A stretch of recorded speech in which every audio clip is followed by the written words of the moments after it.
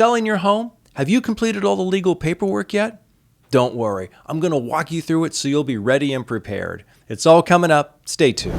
Hi, I'm Warren Oberholser. I'm a local realtor in the East Bay Tri-Valley area in Northern California. My channel's all about helping both buyers and sellers get maximum results for one of their biggest investments, their home. If you're new to my channel, consider subscribing. I post new content regularly. Now, if this is your first time here, don't worry about taking any notes. You'll find a special blog I've created just for this video. You'll find a link for it in the show notes below, so just sit back and enjoy. The home selling process is unlike any other. When selling a car, pretty much all you do is hand over the keys and the pink slip. Unfortunately, selling a home requires a lot of legal paperwork. From listing to close, get ready to sign a lot of papers. Sadly, it's become so burdensome that many sellers and buyers too become overwhelmed and stop reading what they're signing. This can be a big mistake. So if you can't stomach reading another legal document, run them by your attorney. This is important stuff and you need to understand what you're signing. Now, speaking of attorneys, before I start, I do want to point out I am going to discuss some legal documents. I am not an attorney,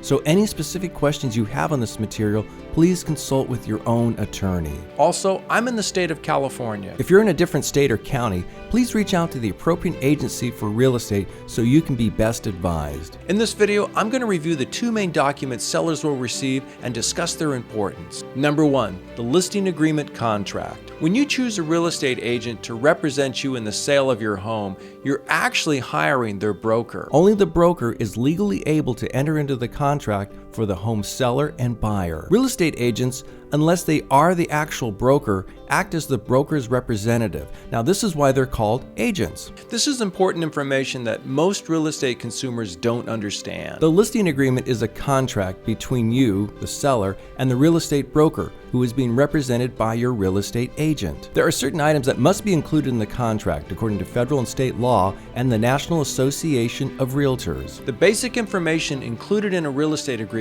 are the offer price, the date the contract begins and ends, the amount of the brokerage fees. This is the compensation you'll be expected to pay to your real estate agent at the time of your closing, and your agreement of your agent's broker to cooperate with other brokers and how that brokerage, the one who is representing the buyer, will be compensated. Just a special note, for most contracts, the payment going to the real estate agent, both listing and buyer agent, is not a set dollar amount, rather a percentage of the sale price. Some other items you may see: your permission to allow the broker to put a sign in your yard and a lockbox on your door, your permission to allow the broker to list your home on the multiple listing service and other online websites like Zillow, a list of items that you're not including in the sale, such as a particular appliance. It could be a refrigerator, washer, or a dryer, and your promise that you own the home and there's no pending notice of default on the property.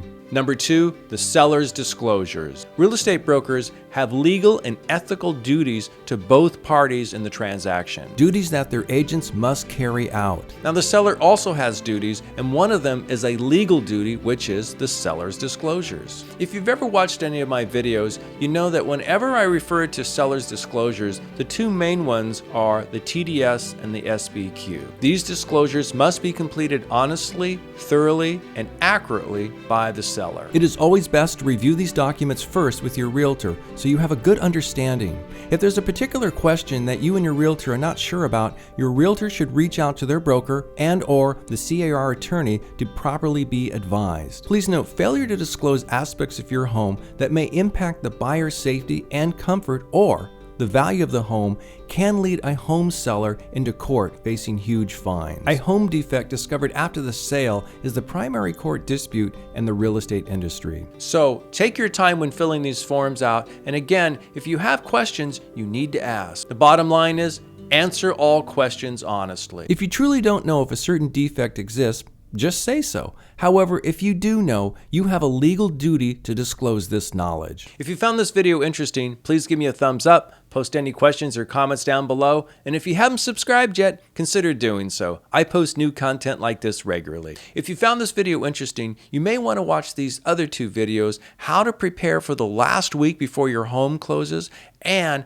how to hide your stuff so it doesn't get stolen when it's on the market. So stay tuned. I have more helpful videos like this coming soon. Please reach out to me for any of your real estate questions and needs, and I wish you all the best on your home journey.